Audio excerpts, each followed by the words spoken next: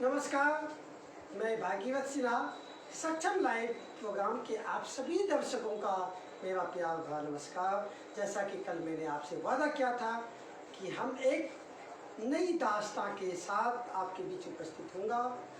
आज मैं आपके बीच उपस्थित हूँ और आज की दास्तां जब हम आपके बीच प्रस्तुत करूँगा तो आप किसी जाति, धर्म, संप्रदाय, वर्ग विशेष से उठ करके केवल और केवल मानवीय सोच को अगर आप ध्यान में रखेंगे और मानवीयता का व्यवहार अगर अपने साथ रखेंगे तो वो ज़्यादा ही अच्छा होगा अपने लिए, समाज के लिए, देश के लिए और दुनिया के लिए। क्योंकि किसी भी व्यक्ति का निर्माण वो केवल एक परिवार से जरूर ताल्लुक़ रख सकता है, यह इत्तेफाक मात्र है। लेकिन जब वह व्यक्ति अपने आप में निखर करके एक मानवीय रूप में आता है, वो अपने आप में कितना विकास करता है और दुनिया के बारे में क्या उनका चिंतन है, क्या उनका सोच है और मानवीय विकास में उनका क्या योगदान है, ये तभी पता चलता है जब हम उनके साथ होते हैं, जब हमारा समय, मैं अपना समय उनके साथ व्यतीत करता हूँ और उनका समय को हम जीने का प्रयास करते हैं। ये बहुत ही आम चीज़ें नहीं है, अपने आप में बहुत ही कठिन चीज़ें हैं कि एक विपरीत परिस्थितियों में पैदा होना, विपरीत परिस्थितियों में अपने अस्तित्व को बचाए रखना, साथ ही साथ अपने समाज और देश, कौम और दुनिया भर की चीज़ों को अपने आप में समाहित रखकर एक सामाजिक सोच को समरसता में जाहिर करना और समाज के सामने प्रस्तुत करना, ये बहुत बड़ी चुनौती का काम होता है। और इस चुनौती को लांघ कर एक सफलता के सीरीज को जो पाया है, उस सीरीज को आज हम आपके बीच प्रस्तुत करते हुए मुझे गर्व महसूस हो रहा है, क्योंकि सक्षम लाइव प्रोग्राम भी आपके लिए एक ऐसे ही जुझारू, संघर्षशील और ऐसे ही विजेता को आपके बीच प्रस्तुत करता है जिन्होंने अपने जीवन की तमाम संघर्षों को जीतकर एक नई राह बनाने का काम करता है। रास्ते केवल वो नहीं हैं जिस पर केवल आप चलते हैं और चलते जाते हैं, रास्ते वो हैं जिसको हम अपने दम पर बनाते हैं और पीछे चलने वालों की कतारें खड़ी करते हैं। उन कतारों को सैल्यूट है और उन राहों को बनाने वालों को भी सैल्यूट है। आज हमारे स्टूडियो में हमें कहते हुए गर्व महसूस हो रहा है, आज हमारे बीच आयशा रानी उपस्थित है और आपके बीच अपनी दास्तां को आपके बीच रखने वाली है। मैं अपने स्टूडियो में सक्षम लाइव प्रोग्राम में आयशा रानी का बहुत बहुत सम्मान और नमस्कार करते हूँ कि हमारे प्रोग्राम में वो आई है और वो अपनी बातों को आज अपने आपके बीच रखेंगी।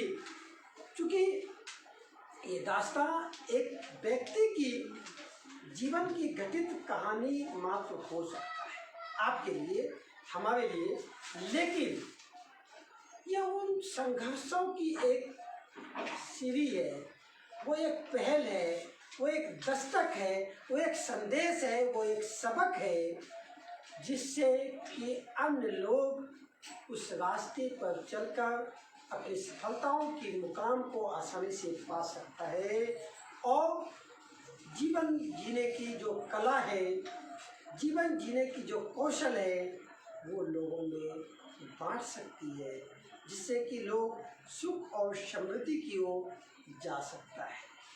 वैसे ही जैसे कि कहते हैं कि अगर आपके पास विद्या रूपी धन है तो वो बांटने की चीज़ होती है, आप इसे अपने पास संजो करके बैंक बैलेंस करके रखने की चीज़ नहीं होती है। विद्या रूपी धन को बांटने से ही इनका फैलाव होता है। जीवन की गति भी इसी रूप में, इसी रफ्तार में चलता रहता है। आइए मैं आपका परिचय, आज के हमारे खास मेहमान हमारे बीच उपस्थित है आयशा रानी, और मैं अपने स्टूडियो में आयशा रानी का बहुत बहुत स्वागत करता हूँ। तो आइए मैं जानता हूँ कि आयशा रानी का आज की दास्तान की स्टोरी क्या है, क्यों है। अब तक भी अगर आप हमारा इंतज़ार करें, हमारे प्रोग्राम का इंतज़ार करें, और अगर मैं आपके बीच अपने एहसास, अपनी उपस्थिति दर्ज कर रहा हूँ, तो मुझे ज़रूर एहसास करेंगे आप अपना कमेंट्स दे करके। तो आइए सुनते हैं आयशा रानी को लेकर करके के। तो ठीक है आयशा जी, आप अपनी आज की विचारधारा को अपने पारिवारिक स्थिति और पारिवारिक जीवन को जीते हुए शुरू करेंगे। सबसे पहले सभी देखने वाले दर्शकों को मेरा नमस्कार। मैं यहाँ पे आई, वैसे मैं हमेशा प्रोग्राम में शामिल होती हूँ, लेकिन आज खुद मैं अपनी स्टोरी लेके शामिल हूँ, तो शायद अचंभे की बात है कि मैं अपनी दास्तान रख रही हूँ आपके सामने। दास्तान में तो बहुत सारी हैं, लेकिन जो हमारा जीवन है, जो हमारा संघर्ष है, जैसे कुछ जिंदगियां ऐसी हैं जिन्होंने बचपन से संघर्ष किया और उन्होंने एक पड़ाव तक पहुंचाया। हम बहुत से लोगों को जानते हैं जो बहुत ज़्यादा सेलिब्रिटीज़ हैं, उनके बारे में हम जानते हैं, लेकिन कभी क्या किसी ने ये जानने की कोशिश की है कि सेलिब्रिटीज़ को तो हम बड़ी अच्छी से जानते हैं, लेकिन क्या हम किसी ऐसे इंसान की दास्तान कैमरे के सामने कभी लेके आए? शायद पॉसिबल नहीं है, क्योंकि हम जानते ही नहीं है। जबकि गुजरे तो सब बहुत बड़े पड़ाव से हैं। हालांकि मैं बैठी हूँ, मेरी अलग दास्तान है, ये बैठे हैं, इनकी अलग दास्तान है सर की, और हमारे जो देखने वाले दर्शक हैं उनकी अलग दास्तान है देखने की। तो मेरी ज़िंदगी शुरू होती है बहुत छोटे से। मैं स्टार्ट करती हूँ बिल्कुल अपने बचपन से। जब मैंने इस दुनिया में जन्म लिया, मेरे मम्मी मेरे पापा बहुत खुश थे, बहुत बहुत खुश थे कि उनके घर में पहली बेटी है। दादी बहुत खुश थी, दादा नहीं थे मेरे।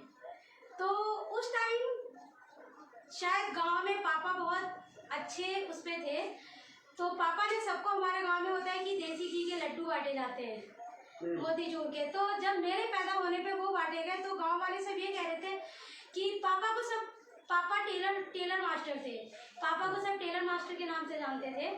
तो सब ये कह रहे, मतलब मास्टर पागल हो गए क्या, बेटी के पैदा होने पे पूरे मोहल्ले में ऐसे मिठाइयाँ बांटना, देना, तो शायद पागल हो गए ये।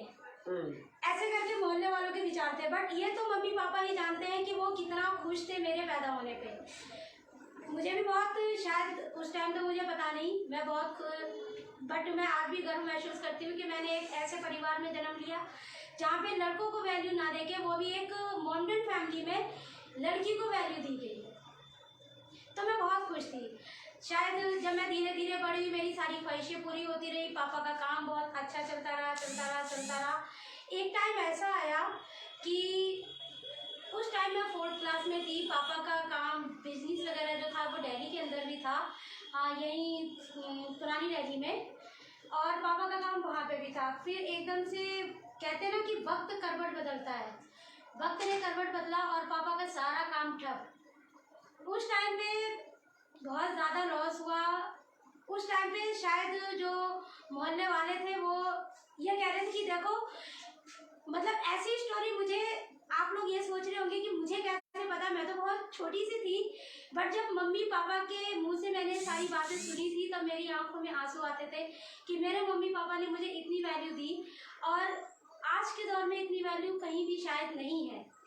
हाँ, अभी कुछ फैमिली जागरूक हो चुकी है कि वो लड़कियों को वैल्यू देती है, बट फिर भी अगर हम देखें, कहीं ना कहीं हमारा समाज ये देखता है कि भाई एक लड़की, तो सर ये जो मोहल्ले वालों के साथ मम्मी पापा ने खुशियाँ बांटी, वो ये बोलने लगे कि देखो मनहूस आई है, अपने पापा का सारा बिजनेस चौपट कर दिया, सब कुछ हो गया।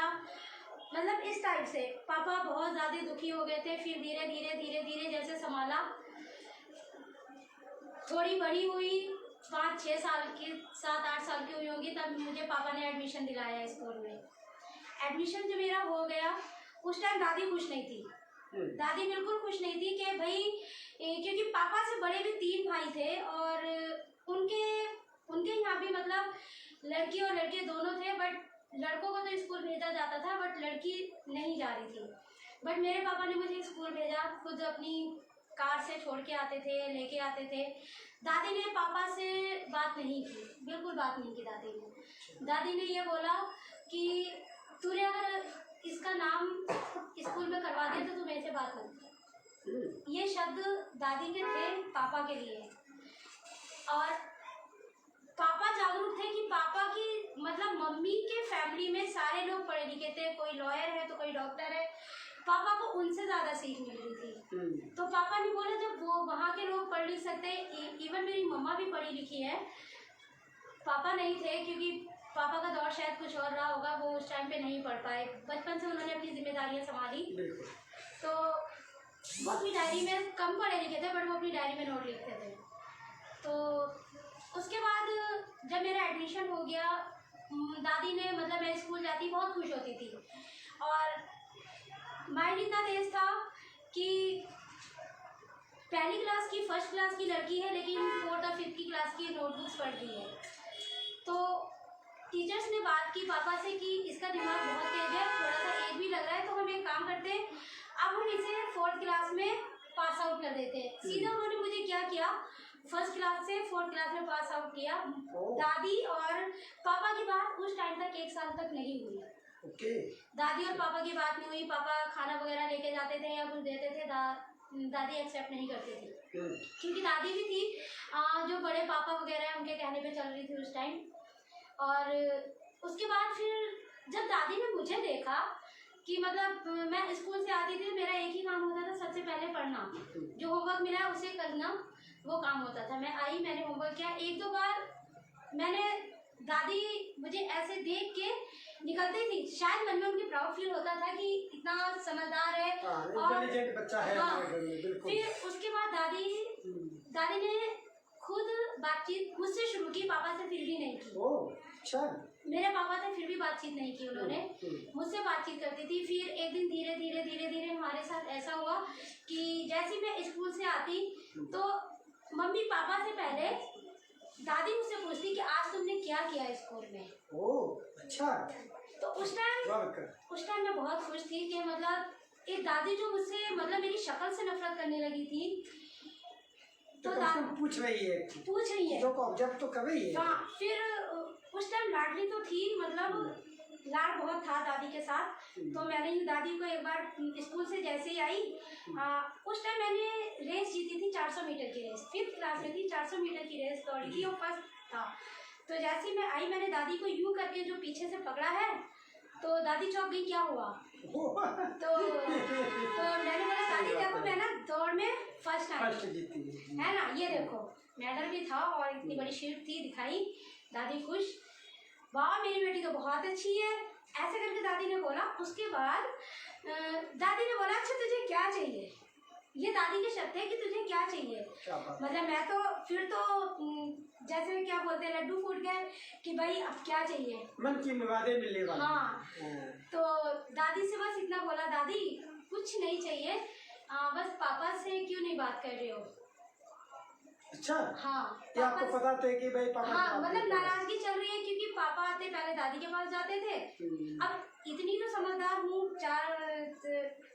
मतलब 8-9 साल का बच्चा इतना तो समझदार होगा कि अच्छे से समझ आता है। तो दादी ने बोला कुछ नहीं है। उतने में पापा आए, पापा लगे सत्तारे क्या लेके आया है।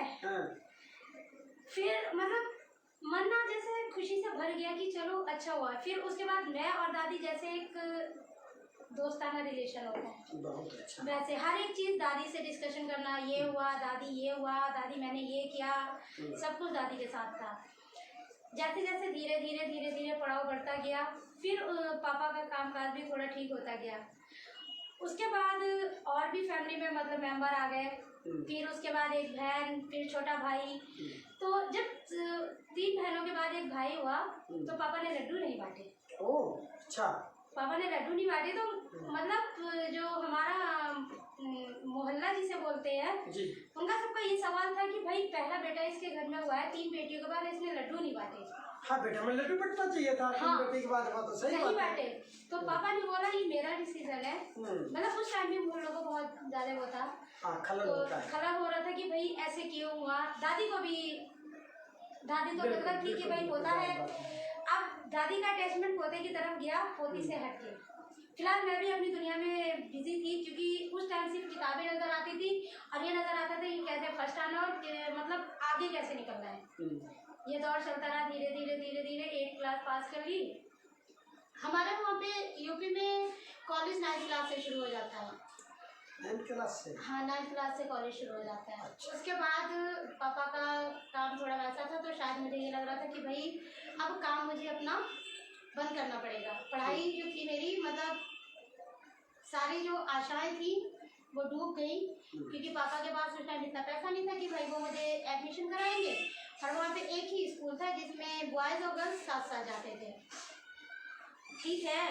उसके बाद कहानी चलती रही। मैंने क्या किया, हमारे गांव में कारचौबी का काम होता है, क्योंकि बेटी हूँ तो फैमिली को सपोर्ट करना बनता है। जी बिल्कुल। सपोर्ट किया पापा को, तो कारचौबी वगैरह की, उसमें पैसा जो भी आता था उससे किया। फिर डरते डरते पापा से ये डिसीजन लिया, पापा डिस्कशन किया पापा के साथ कि पापा जी मुझे 10th करना है। तो पापा की एक ही शर्त थी कि तुम पढ़ो, मैं तुम्हें मना नहीं कर रहा हूँ, तुम पढ़ो, लेकिन बस ये याद रखना जिस दिन तुम फेल हो गए दोबारा मुझे मत बोलना। ये सब थी उनकी, ये शर्त थी उनकी, फेल नहीं होनी चाहिए, पढ़ाई फेल हो गई। हाँ। क्योंकि मोहल्ले में 10th किसी ने किया ही नहीं वहाँ पे।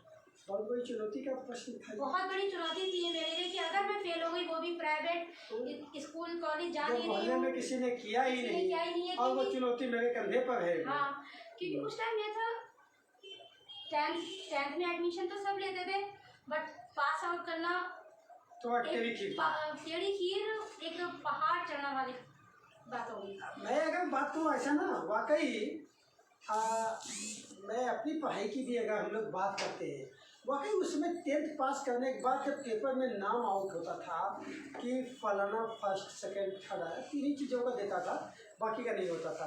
तो अपने अपने प्राउड फील इसलिए होता था कि पेपर में जब नाम आता था कि फलाना गांव का फलाना का लड़का first class second class third class का, तो वो जो है एक जंगल में आग की तरह वो फैलता था।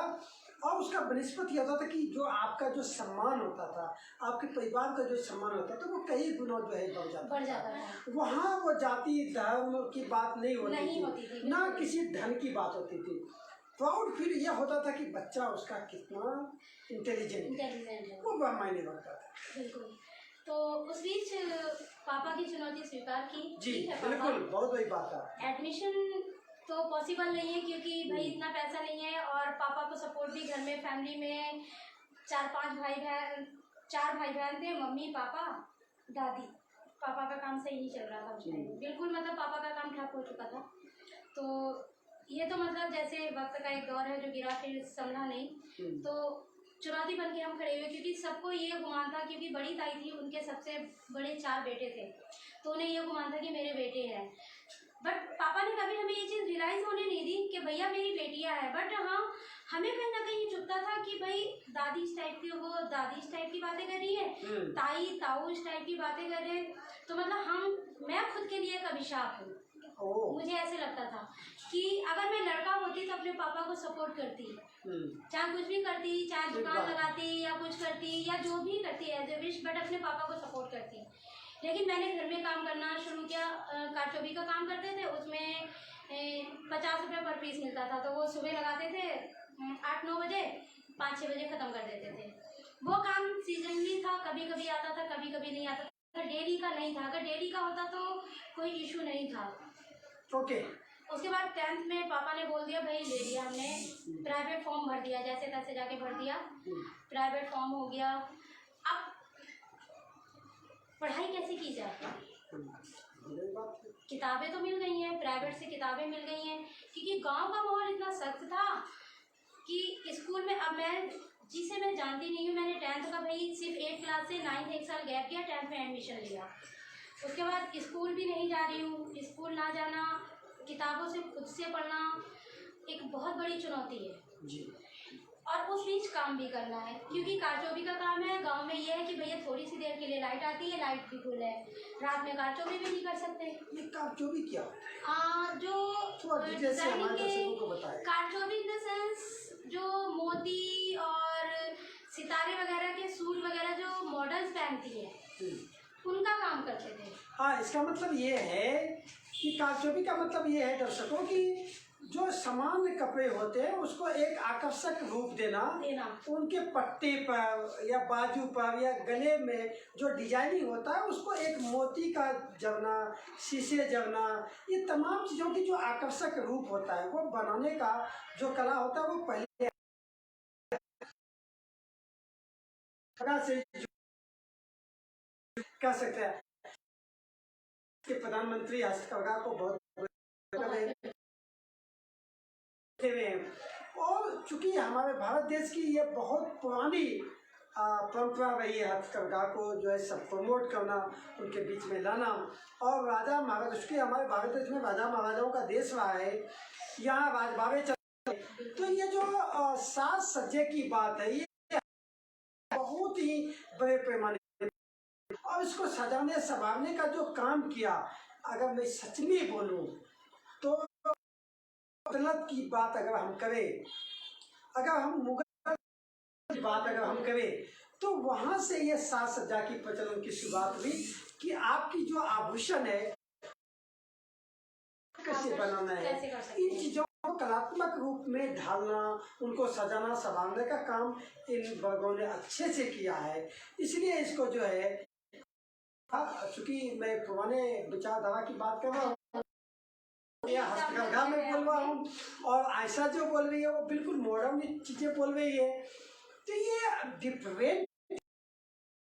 चूंकि भवन निर्माण की अगर हम बात करें तो जो जितनी कलात्मक ढंग से एक संतुलन की, वो जो मुगल सल्तनत की उन्होंने जो भवन निर्माण की जो कलात्मक ढंग को पिरोया है वो शायद हम लोगों ने नहीं एक्सेप्ट किया और उसको एक्सेप्ट केवल राजस्थान में, उसमें पत्थर जो को जो सजाना समारा। अगर हम बात करें ताजमहल की, ताजमहल का बनाया गया एक पत्थर जो है वो राजस्थान से है। और अगर हम बात करें लाल किले की, चाहे आगरा का लाल किला हो या कोई भी किला हो, वो तमाम पत्थर राजस्थान से है। और आज भी मैं अगर बात करूं कला है और जो नक्काशी है, वो जितना अच्छा नक्काशी राजस्थान कर सकता है, लेकिन इस कला को जो जीवन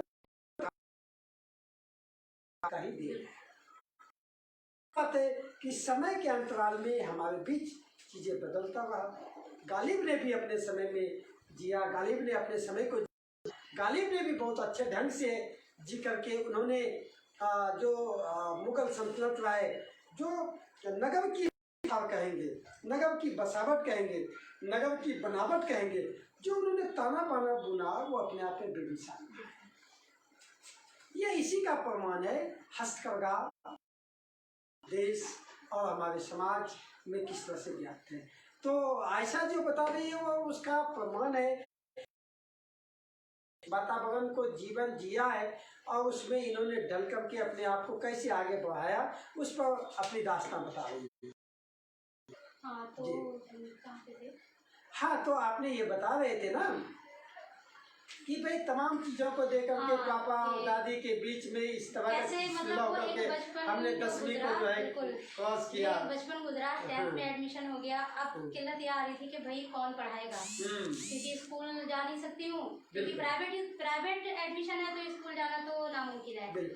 तो ट्यूशन के लिए पैसे नहीं है कि भाई कि प्राइवेट ट्यूशन लगाई जाए, क्योंकि अगर ट्यूशन लग रहे हैं तो भाई जो पैसे कमाए जा रहे हैं उससे घर का खर्चा चल रहा है, क्योंकि बड़ी फैमिली है। उस टाइम पे ठीक है, ये तय कर लिया कि ठीक है दिन में काम करेंगे, रात में पढ़ाई करेंगे। तो जैसे मैंने बताया कि गांव में लाइट वगैरह, जैसे दिल्ली के अंदर तो बहुत ज़्यादा लाइट वगैरह है, 24 घंटे है, वहाँ नहीं है। वहाँ मुश्किल से 1-2 घंटे, वो भी दिन के लिए आई या रात में आ गई 1-2 घंटे के लिए। अगर आज भी ये खास करके यूपी, बिहार, बंगाल, जो पूर्वी भारत की अगर हम बात करें तो आज भी लाइट की व्यवस्था यूं ही है जो आज से 20-30 साल पहले थी। हाँ जी। बदलाव नहीं हुआ।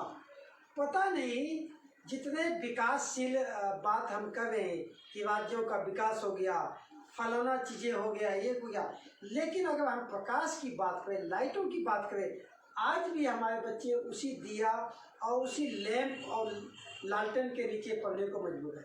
व्यवस्था जस की तस है, विकास आप चाहे जितना भी कह लें। बिल्कुल। तो फिर उसके बाद लैंप होते थे, लाइट तो थी नहीं, लैंप होते थे, उससे रात में बैठ के पढ़ाई करते थे। या फिर अब जैसे चांदनी रात होती है, चांदनी रात में पढ़ाई की है। बिल्कुल बिल्कुल, चांदनी रात में भी पढ़ाई की है, क्योंकि कई बार ऐसा होता था कि भाई लैंप में मिट्टी तेल नहीं है तो आप ज़्यादा देर तक जला नहीं सकते, तो ठीक है भाई, उससे किया है। उससे हाँ एक बेनिफिट ये हुआ, किसी एक बच्चे का नुकसान हुआ, ये भी मैं आपको बताती हूँ। मैंने जैसे मैंने 10th पास कर लिया, 10th में जब मेरा रिजल्ट आया, मतलब बहुत ज़्यादा घबराहट और डर था कि अगर, सबसे बड़ा डर ये था कि अगर मैं फेल हो गई तो शायद मुझे सेकंड चांस ना मिले, ऐसा था। तो डर ये था। पापा गए देखने के लिए, क्योंकि भाई जाते थे तो बाहर वहाँ शायद किसी पेपर वगैरह में देख के आते थे कि नाम आया या नहीं आया। तो हाँ, अच्छे से याद है 9 बजे टाइम पापा आए और बहुत ही दुखी वाला फेस लेके, बहुत दुखी वाला फेस लेके आए कि मैंने डर के मारे नहीं पूछा कि मैं पास हो गई या फेल हो गई, नहीं पूछा। मम्मी ने पूछा कि क्या रिजल्ट रहा, तो कह रहे तेरी बेटी फेल हो गई। फिर मैंने जो रोना शुरू किया है, गंगा जमुना जो शुरू हुई है, क्योंकि पहले कुछ बोल नहीं सकते थे, बस आंसू निकलते थे। जो गंगा जमुना शुरू ही रुकी नहीं रही थी। पापा ने जैसे देखा बेटी के आंख में आंसू, अरे फेल नहीं हुई है, 2nd डिवीजन आई है। उसके बाद तो जो खुशी थी मैं बयान नहीं कर सकती। फिर वो सेकंड चांस था। फिर मम्मी पापा ने, मतलब मम्मी मेरी बहुत अच्छी कारीगर है मिठाई वगैरह बनाने की। अच्छा। वो सारी मिठाइयाँ घर में बनाती। उन्होंने बहुत गुलाब जामुन बनाए, पैसे की बेशक किल्लत थी, बट गुलाब जामुन बनाए और उस गुलाब जामुन को पूरे मोहल्ले में बांटे कि मेरी बेटी 2nd डिवीजन आई है, मेरी बेटी 2nd डिवीजन आई है। पास होना तो दूर की बात है भाई। मतलब वो खुशी शायद मैं आज तक नहीं भूल पा रही हूँ। मेरे जो मम्मी पापा के चेहरे पे जो खुशी थी, क्योंकि मुझे खुद पे गर्व फील हो रहा था कि पहली बात तो मैं ऐसे परिवार में पैदा हुई जहाँ पे मुझे मेरे मम्मी पापा ने मुझे समझा, मुझे आगे बढ़ने का मौका दिया। धीरे धीरे ज़िंदगी चलती रही, 2nd डिवीज़न हो गया, बट स्कूल में एडमिशन का, कॉलेज में एडमिशन का कोई मतलब नहीं बन रहा था। फिर ये सोचा इट्स ओके यार, लाइफ तो चल रही है, पढ़ाई तो हो रही है, मैं 12th भी प्राइवेट करूँगी। ये बात हो गई। थोड़ा पैसे उस टाइम पे थोड़ा ये था कि चल थोड़ा पैसे कमा लेते हैं, थोड़ा आ जाएगा तो हो जाएगा। उसके लिए भी पैसे जोड़ जाड़ के इकट्ठा किए, 12th का फॉर्म भरा। हाँ, उसके बाद जब पास हुई थी तो पापा का एक सवाल था कि क्या चाहिए। उस टाइम भी पापा का ये था कि आपको क्या चाहिए। उस टाइम दादी गुजर चुकी थी, दादी तो थी नहीं हमारी। हाँ, क्या चाहिए, तो मैंने बोला था पापा कुछ नहीं चाहिए। साइकिल लेके आए थे पापा, और वो साइकिल आई थी मम्मी की ज्वेलरी बेच के। साइकिल भी आई थी ज्वेलरी बेच के? हाँ, मम्मी की ज्वेलरी बेच के साइकिल आई, वो मुझे दी गई। मतलब मेरे लिए मेरे पेरेंट्स ने कितना त्याग किया है वो मुझे पता है, बहुत अच्छे से पता है। आज भी अगर मैं उनका शायद 1% भी कर्जा नहीं उतार सकती जो उन्होंने मेरे साथ किया, है ना। ठीक है, साइकिल आ गई। बल्कि मैं तो ये कहता हूँ, माता शत्रु पिता बैरी एन बालो न पाठिता न सोबते सभा मध्य हंस मध्य बकोड़े। क्योंकि इस जीवन का संघर्ष, हाँ, अर्थात ये है कि जो पेरेंट्स अपने बच्चों को नहीं पढ़ाते, माता शत्रु पिता बैरी एन बालो ना पाठिता, कि माता शत्रु के समान है, कठोर दुश्मन के समान है, और वो पिता बहुत बड़ा दुश्मन है, बहुत बड़ा बैरी है, जिन्होंने अपने बच्चों को नहीं पढ़ाया। एन मालूम में पठित न शोभते कथा मध्य हंस मध्य बको। वो उसी प्रकार उनकी शोभा नहीं होती है, उनका सम्मान नहीं होता जिस प्रकार कि हंस के बीच में बैठा हुआ कोई बोगला। आप जानते हैं कि हंस की अपनी एक गरिमा है, अपनी एक पहचान है, अपनी एक परंपरा है। अगर उसके बीच में बोगला बैठ जाए तो उसकी क्या औकात है। तो ये शिक्षा का महत्व है। विद्वानों ने हमारे संस्कृत में जो विद्वानों ने कहा, हमारे आचार संहिता में जो ये चीज़ें आई है, वो अपने आप में बड़ी बेमिसाल है कि शिक्षा का महत्व हम लोगों को इस प्रकार समझाया कि आपको शिक्षा में हंस की भांति शोभायमान होते हैं। हंस बोलते ही किसको है? दूध और पानी को अगर मिला दिया जाए तो हंस केवल दूध ही पिएगा, पानी को छोड़ देगा। यह उनकी नेचुरली खासियत है, उनकी ताकत है, उसकी अहमियत है। लेकिन बगुला को ये नहीं पता। तो ये विद्यार्थी जीवन का एक अपना पहलू है, एक अपना उपलब्धि है। और हर जीवन में आप महसूस करते हैं, आपने महसूस करने के बाद जब आप जीवन को समझते हैं तब आपको ये एहसास होता है कि काश हमने भी पढ़ाई को इस रूप में जिया। जो आयशा अपनी बयान में कह रही है कि चूँकि ये चाहती या इनके पेरेंट्स चाहते तो ये उर्दू में भी अध्ययन कर सकती थी, लेकिन इन्होंने स्कूल अध्ययन किया। जो गवर्नमेंट्स की पढ़ाई थी, जो सरकारी पढ़ाई था, उसको अध्ययन किया और उसमें इन्होंने 10वीं में 2nd डिवीज़न पास किया, द्वितीय स्थान प्राप्त किया। और तब की बात है जब ये रिजल्ट जो है अखबारों में शामिल होता था। आज की रिजल्ट अखबारों में शामिल नहीं होता है। आज के बच्चों को ये पता भी नहीं चलता कि अखबार में नाम कब आया।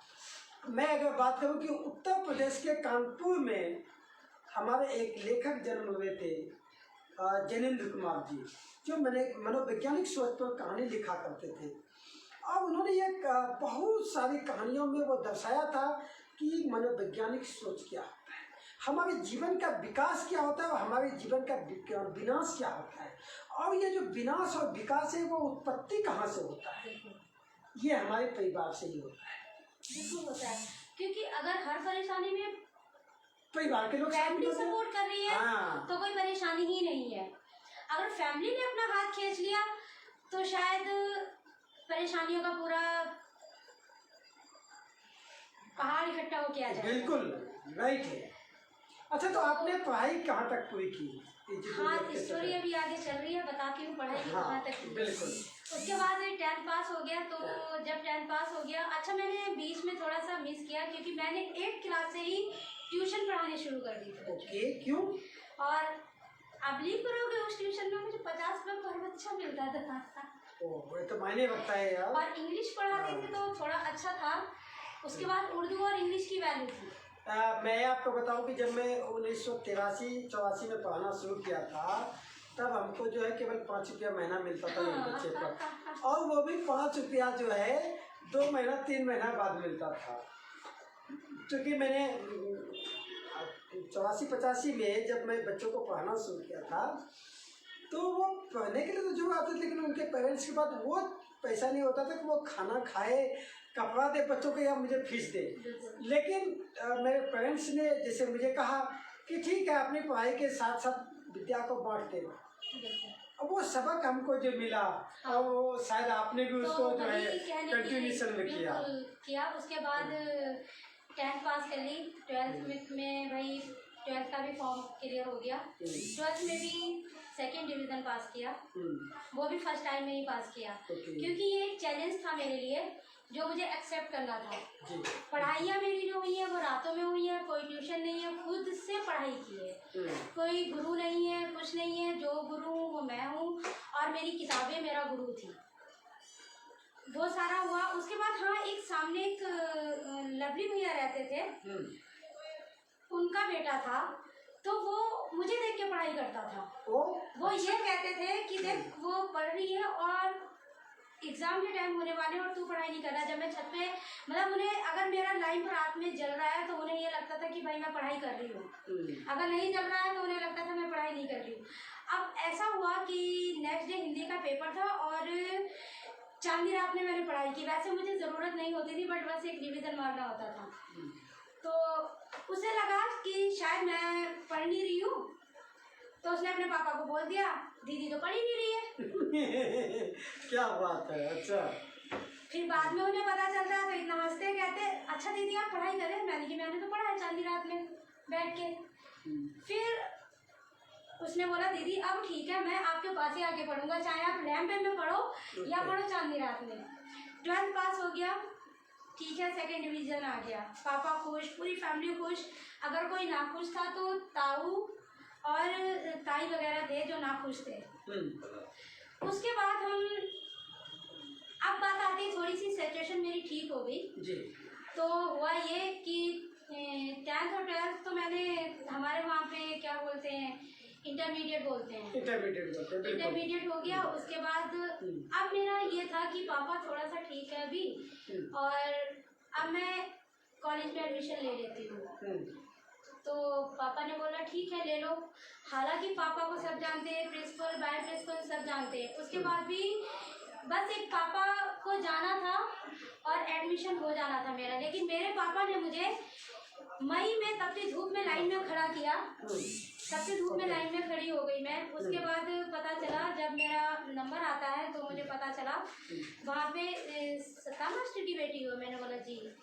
तो बेटा वहाँ क्यों खड़े हो, अंदर आ जाओ, ऐसे करके बोला। मैंने कि ऐसे अंदर आ जाओ, मतलब खुद भी थोड़ा सा डरी कि भाई पापा की इतनी पहुँच है और स्कूल में भी इतनी पहुँच है। उसके बाद भी मेरे पापा ने मई जून में मुझे धूप में खड़ा कर दिया और वो क्या धूप थी और पसीने से लथपथ हूँ। और अगर इतना ही था तो पापा मुझे जाके एडमिशन, उन्होंने मुझे अंदर बुलाया, ऑफिस में बैठाया, पानी पिलाया, बोला कि आपका एडमिशन हो गया, जाओ।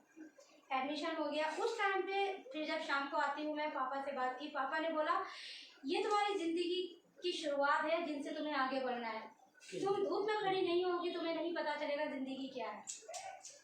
ठीक है, पापा की सीख मानी, चले गए।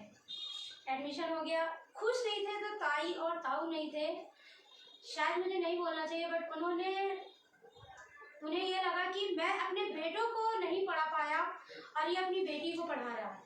पापा के खिलाफ खड़े थे और ताऊ वगैरह थोड़े से उसमें थे तो उन्होंने मेरे पीछे मतलब लड़के वगैरह भी लगवा दिए थे। ओके, मैं यहाँ ये चीज कहना चाहूँगा कि संघर्षों का पौधा जो है अभी खत्म नहीं हुआ। संघर्षों का पौधा वो पहाड़ी और बंजर भूमि पर ही पलता है। ये जरूर है कि बंजर भूमि पर ही कटीली पौधों का और पेड़ का उत्पत्ति होती है, लेकिन वो छायेदार होती है क्योंकि जीवन के संघर्षों में जो दुख दर्द उन्हें मिलता है वो उन पौधों के साथ निकलता है, दिखता है। ये अलग बात है कि समय के साथ साथ वो कांटे अपने आप में एक फूल के रूप में परिवर्तित होता है। ठीक वैसे ही जैसे अगर आपने कभी भी गुलाब को तोड़ने की कोशिश की है या मैं कहूँ कि आपने दुस्साहस की है गुलाब को तोड़ने की, तो आपको कांटों से ही गुजरना पड़ता है। कांटों से गुजरने के बाद ही आपको सुंदर गुलाब की खुशबू और सुंदर गुलाब की पंखुड़ियाँ नजर आता है।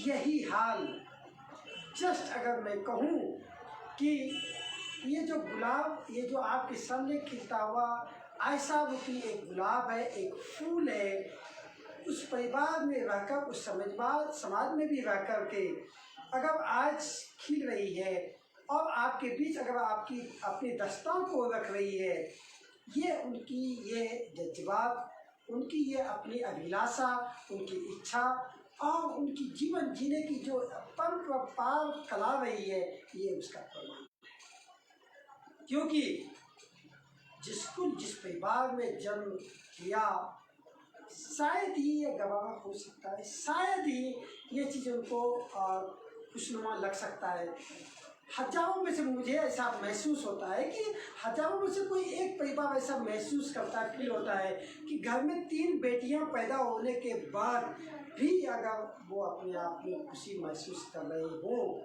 तो ये अपने आप में एक अच्छा सा सुकून सा पल महसूस करता है। और ये ऐसा इसका जीता जागता प्रमाण है आपके बीच, जो अपनी दास्तां आज आपके बीच रख रही है। इन्होंने 12th की पढ़ाई की, पूरी पढ़ाई, पूरी जीवन गाथा है आपके सामने ये रख रही है। लेकिन मैं आपसे भी ये कहना चाहूँगा कि आप हमारे प्रोग्राम से अगर जुड़ना चाहते, आप अपनी अभिव्यक्ति, अपनी आज़ादी और अपने विचार को अगर हमारे साथ शेयर करना चाहते तो आप हमारे साथ प्रोग्राम में डायरेक्ट जुड़ सकते हैं। हमारा फ़ोन नंबर है 9311124880। हमारा ईमेल आईडी आप जरूर नोट करें, सक्षम SAKSHAM saksham.del1@gmail.com। आप हमें YouTube पर देखने के लिए सक्षम लाइव सर्च करें, हमारा मोनोग्राम ऐसे आएगा, आप मोनोग्राम को लाइक करें और आप हमें लाइक सब्सक्राइब करना न भूलें। साथ ही साथ आप बेल आइकन को दबाना न भूलें ताकि हमारा हर प्रोग्राम आपके बीच सबसे पहले आपके बीच ही हो। तो ये है आज मेरी दास्तां, मेरी कहानी। हमारे आज का जो खास मेहमान है हमारे बीच वो आयशा रानी है। आयशा रानी चूँकि एक मुस्लिम संप्रदाय से है और उन्होंने ना किसी जाति, ना किसी धर्म, ना किसी वर्ग विशेष की चिंता करते हुए उन्होंने मानवीय रूप को अपनाते हुए जीवन जीने की जो कला है वो आज आपके बीच रख रही है। मैं आपसे ये जरूर अपील करूँगा कि आप अपना महत्वपूर्ण सुझाव परामर्श हमें देते रहे ताकि मैं आपके बीच मैं ये महसूस हो कि आप हमसे जुड़े हुए हैं और हमारे बीच जो भी मेहमान आ रहे हैं वो अपनी ईमानदारी को आपके बीच जिस तरह से प्रस्तुत करें। हम आपके दम पर बोल रहा हूँ क्योंकि मैं बोलना ये उचित नहीं है, ये अहम की बात है। क्योंकि मैं इसलिए बोलता हूँ कि वो आपके दम पर मैं अपने आप को हम महसूस करता हूँ और हम जब मैं बोलता हूँ तो मैं प्राउड फील करता हूँ कि मैं समाज के एक ऐसे स्तंभ को आपके बीच ला करके खड़ा किया हूँ जिन्होंने जीवन की तमाम संघर्षों को झेल करके एक नई मुकाम हासिल की है। तो ये हासिल की जो दास्तां है वो आयशा आपके बीच आज रख रही है। क्योंकि 12th कर ली, उस जमाने में जब मौलवी जी पढ़ाया करते थे और वो तमाम पढ़ाई मदरसे तक ही होता था। वो नहीं कहते थे कि वह सरकारी स्कूल में पढ़े या प्राइवेट स्कूल में पढ़े। खास करके बेटियों के लिए जिस तरह से नकाब, जिस तरह से बुर्के और जिस तरह से उनके ऊपर जो तमाम तरह की आभरण था, उन आभरण को तोड़कर, उन पर्दों को तोड़कर एक अपनी नई मुकाम हासिल करना ये बेमिसाल है। और यही बेमिसाल चीज़ें हम ढूंढने का ही तो प्रयास करते हैं और मेरा प्रयास ही यही है कि हम आपके बीच वैसे ही एक हीरे को तलाश कर आपके बीच रखूं जिससे कि आप प्राउड फील हों और हमारे आने वाला जनरेशन भी वो प्राउड फील करें कि यहाँ किसी जाति, किसी धर्म, किसी गोत्र, किसी वर्ग का भेद नहीं है, बल्कि हम मानवीय जीवन को, मानवीय संस्कारों को बीच में रखते हुए जीवन जीने की जो कला है उसको कैसे बरकरार रखे वो आयशा रानी आपके बीच रख रही है। तो ऐसा ठीक है, आपने पढ़ाई भी किया, लेकिन असल जीवन को आपने समझा कर असली जीवन मुझे समझ तब आया कि 2006 में मेरी शादी हो गई। 2006 में शादी हुई, बहुत अच्छा। 2006 में मेरी शादी हो गई जी। शादी एक ऐसे व्यक्ति के साथ हुई जो मुझसे एज में 15 साल बड़ा। ओके। और उस टाइम में उसका अफेयर चल रहा था। ओके। बस एक समाज को दिखाने के लिए कि भाई बहू आ जाएगी तो जो हम कुकर्म कर रहे हैं वो पता नहीं चलेगा, ये हो जाएगा। ठीक है। ठीक है, शादी हो गई। शादी के 2 मतलब फर्स्ट उसमें ही शादी में मुझे बता दिया गया था कि भाई शादी तुझसे बस मेरी माँ बाप की मर्जी से हुई है, तेरा मेरा कोई वो नहीं है। अपनी हवस हर आदमी पूरी कर लेता है, शादी हो गई तो हवस पूरी कर लो, मतलब नहीं है, लेकिन हवस जरूर पूरी करो अपनी। ये शादी का शायद एक ठप्पा लग चुका है। ऐसे शायद कुछ आदमियों को मेरी बात बहुत बुरी लगेगी, बट मेरे साथ ऐसा हुआ, ये रियलिटी है। ठीक है, अगर तुम्हें मेरे साथ रिश्ता कबूल नहीं था, अपने माँ बाप की मर्जी से क्या था, तो अपनी इच्छाओं को भी दबा के रखना चाहिए था। ठीक है, उस टाइम कंसीव किया और हमारा झगड़ा काफ़ी होने लगा कि भाई जाहिर सी बात है कि अगर शादी हुई है तो एक औरत के भी कुछ राइट होते हैं, अरमान होते हैं, कुछ बिल्कुल इच्छाएं होती है। उसके बाद शादी के 2 महीने बाद मैं अपने मायके बहुत ज़्यादा जब वो हुआ, पड़ताना हुई, शादी हुई, शादी के मतलब शायद कुछ ही टाइम गुजरा होगा, मुझे उस टाइम मैंने कंसीव ही किया था। तो उस टाइम मेरी मौसी सास, जिसे खाला बोलते हैं, खलेरी सास मोहम्मद में, उन्होंने एक दहेज के नाम पे मांगा तो बहुत कुछ था, दिया भी, सारी इच्छाएं पूरी गई थी, क्योंकि पहली शादी थी तो माँ बाप का खर्चा भी बहुत हुआ था जी। और उसके बाद भाई हुआ यूँ कि मैं डॉक्टर के पास से आई थी, क्योंकि बेबी जब कंसीव किया तो बेबी में कुछ शायद दिक्कत बताई थी डॉक्टर ने। तो उस टाइम पे उन्होंने उस चीज़ का नाजायज़ फ़ायदा उठा के खाला सास ने और मेरे हस्बैंड ने, मतलब हम किराए के ही घर में रहते थे, उसमें उन्होंने बाहर से अंदर से गैस ऑन किया और बाहर से कुंडी लगा दी। जब वो बाहर से कुंडी लगाई, उसके बाद मुझे एक्चुअल में दवाई ली हुई थी, उस टाइम पे इंजेक्शन लगा था, तो मुझे भी कुछ समझ नहीं आया। कुंडी नहीं बोलेंगे उसे, हम ताला बोलेंगे कि घर में कोई भी नहीं है। तो जैसे एक छोटे से ऊपर के लिए रोशनदान टाइप का खुला होता है, तो ऊपर से सरदारनी आंटी आई, बोली इस कमरे से बहुत ज़्यादा गैस की बदबू आ रही है, क्योंकि अब गैस फैल रही है तो गैस की बदबू आ रही है। और तो गैस की बदबू आ रही, उन्होंने देखा, फिर इधर से खिड़की ऑन थी तो उन्होंने देखा कि ये तो लेटी हुई गैस की बदबू आ रही, उन्होंने जैसे तैसे ताला वाला तुड़वाया।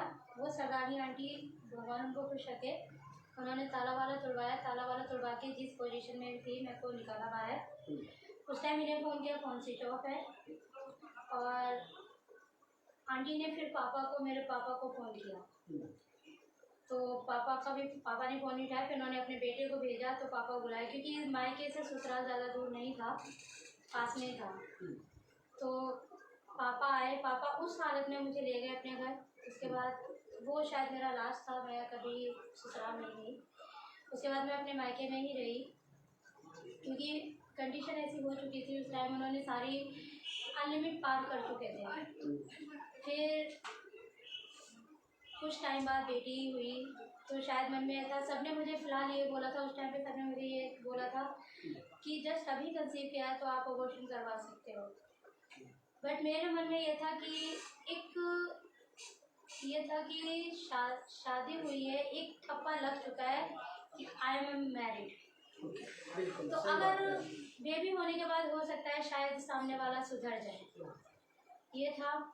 फिर बेटी होने के बाद जब बेटी हुई, डॉक्टर ने मुझसे पूछा कि देख रहे हो क्या हुआ है। उस टाइम पे आप बिलीव करोगे, डॉक्टर ने ब्लड वगैरह मंगवा लिया था और मेरा हीमोग्लोबिन 6 था, नॉर्मली 11 होना चाहिए, मेरा 6 था।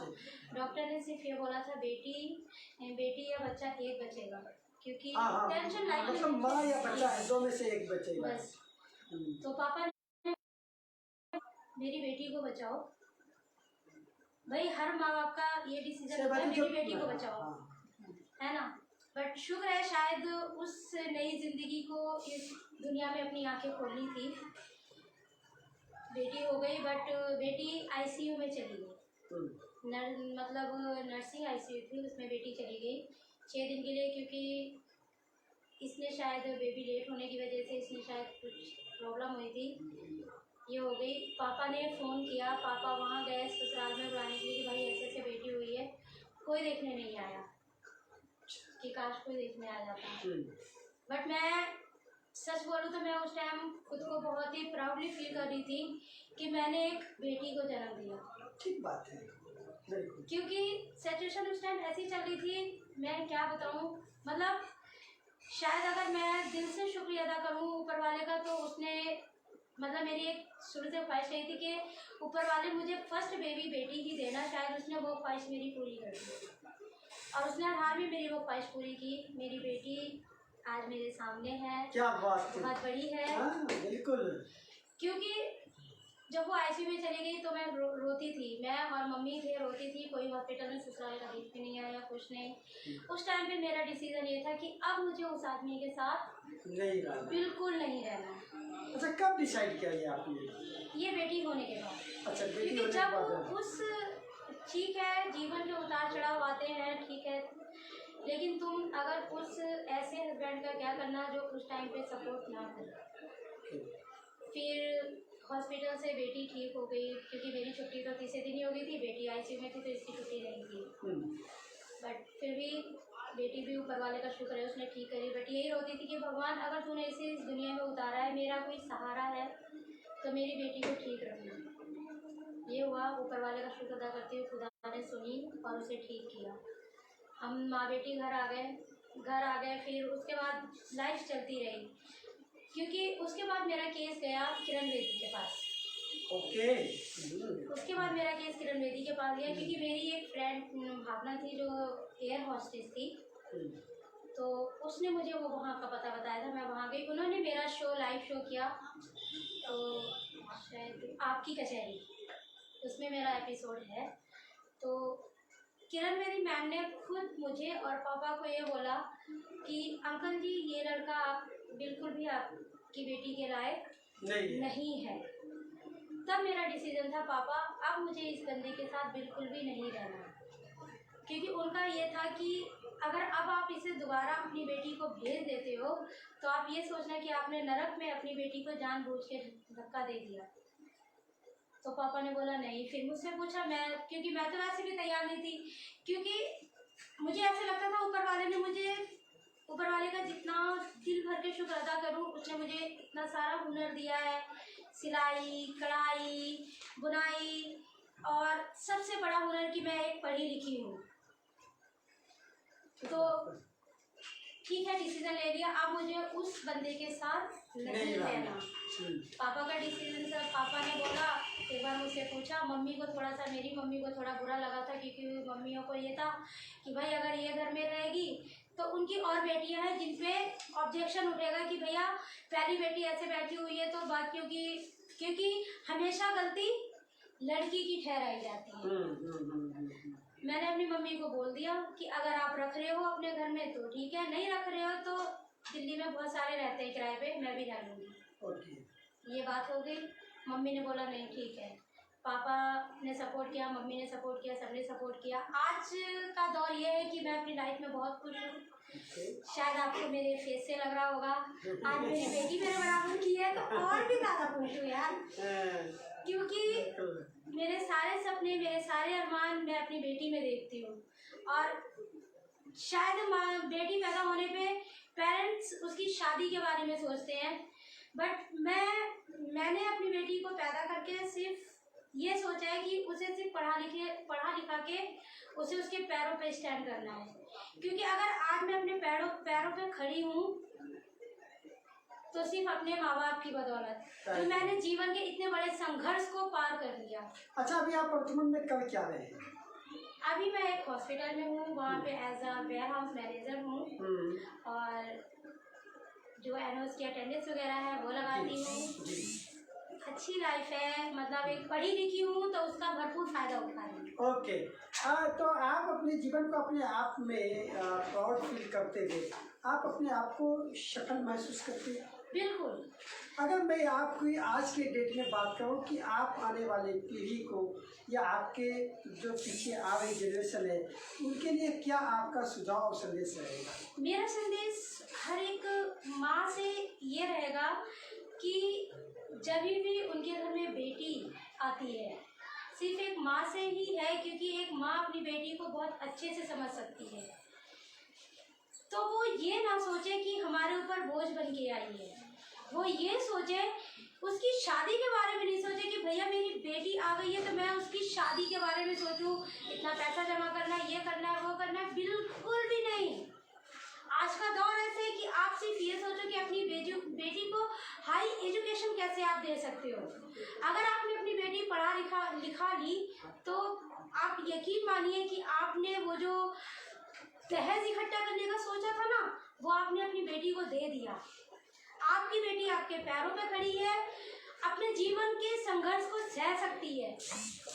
तो मेरा हर एक पेरेंट से, हर एक माता पिता से बस इतना सा निवेदन है कि वो बेटी को बोझ ना समझ के बेटी की पढ़ाई लिखाई में अगर वो अपना पैसा इन्वेस्ट करें तो ज़्यादा अच्छा होगा, ना कि उसके दहेज के लिए। क्योंकि बेटी जब बड़ी हो जाएगी, पढ़ लिख जाएगी, आज का दौर ऐसा है कि हर बेटी नौकरी कर रही है, नहीं कर रही है, घर के काम में भी बहुत सारा आ जाता है, वो खुद अपना दहेज इकट्ठा कर सकती है। कम से कम हम उसे उसके पैरों पे खड़ा तो करें। जी बिल्कुल सही कहा आपने। आयशा जी, अब मैं इसको अगर मैं बात करूं तो मैं संस्कृत की मैं अगर बात करूं तो हम बोला करते हैं उसको कि वयम निजा प्रोभेति गणना लघुचेत सम उदाचरिता नाम तो वसुधैव कुटुंबकम, कि ये हमारी मन की सोच है, ये हमारी अल्पज्ञता है, ये हमारी हीनता है कि हम किसको कहाँ नीचा और कहाँ ऊंचा समझते हैं। वयम नीचा प्रोवेति गणनालघुचेत सम उदाचरिता नाम तो वसुधैव कुटुंबकम, क्योंकि ये हमारी मन की भ्रांतियां हैं, हमारी मन की कमियां हैं, हमारी सोच की खामियां हैं कि हम किसी को छोटा समझते हैं।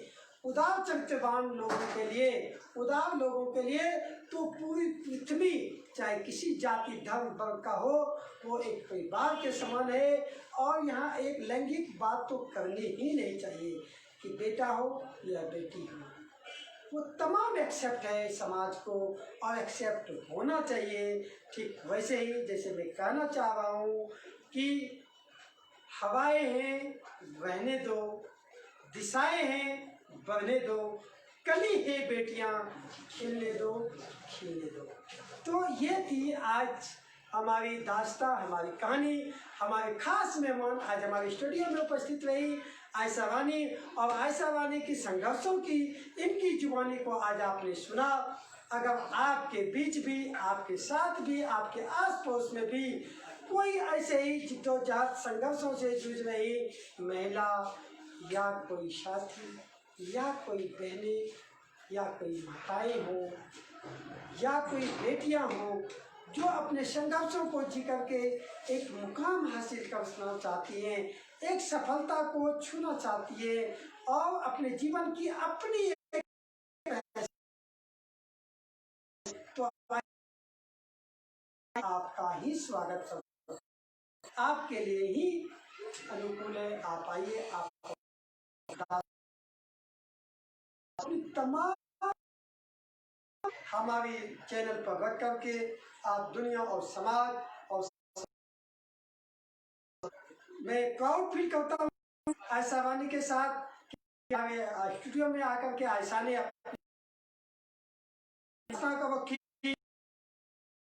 इसलिए नहीं, इसलिए एक बेटी है और वो बेटी जो एक हवा की भांति है, एक दिशा की भांति